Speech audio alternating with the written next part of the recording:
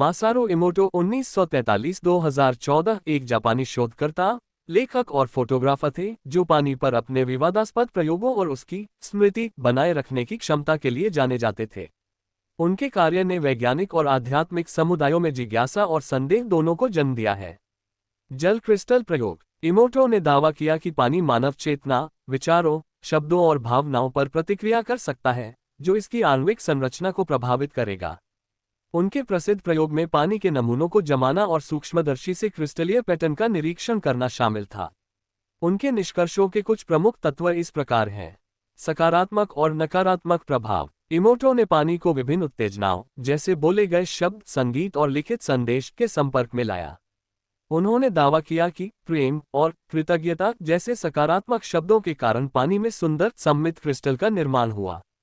इसके विपरीत घृणा या मूर्ख जैसे नकारात्मक शब्दों के परिणामस्वरूप विकृत और अव्यवस्थित क्रिस्टल संरचनाएं उत्पन्न हुई।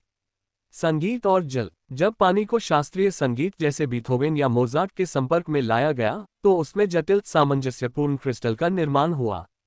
इसके विपरीत भारी धातु या कर्कश ध्वनियां कथित रूप से अव्यवस्थित पैटर्न उत्पन्न करती हैं। इरादा और प्रार्थना। इमोटो ने यह भी सुझाव दिया कि प्रार्थना या ध्यान जैसे मानवीय इरादे पानी की संरचना को प्रभावित कर सकते हैं।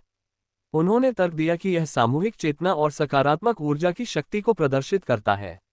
आलोचना और संशयवाद। हालांकि इमोटो के काम ने जनता को आकर्षित किया और वैकल्पिक चिकित्सा और आध्यात्मिकता के विचारों के साथ संरेखित किया, लेकिन इसे महत्वपूर्ण वैज्ञानिक आलोचना का सामना करना पड़ा। कठोरता का अभाव। इमोटो के प्रयोग नियंत्रित, डबल ब्लाइंड परिस्थितियों में नहीं किए गए थे, जिससे उनके निष्कर्ष पूर्वाग्रह के प्रति संवेदनशील थे।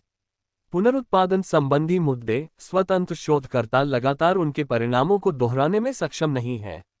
संशयवादी समुदाय। कई वैज्ञानिक उनके दावों को छद्म विज्ञान मानते हैं, जिनमें अनुभवजन्य साक्ष्य या स्पष्ट तंत्र का अभाव है, जो ये स्पष्ट कर सके कि भावनाएं पानी को आणविक स्तर पर कैसे प्रभावित कर सकती हैं।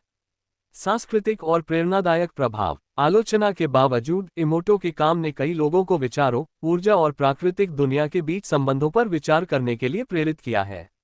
उनकी पुस्तक the hidden messages in water bestseller बन गई, जिसमें वैज्ञानिक जिज्ञासा को आध्यात्मिक दृष्टिकोण के साथ मिश्रित किया गया था। चाहे इसे क्रांतिकारी या छद्म वैज्ञानिक माना जाए, इमोटो के विचार पारंपरिक सोच को चुनौती देते हैं और जीवन की अंतर्संबंधता पर गहन चिंतन को प्रोत्साहित करते हैं।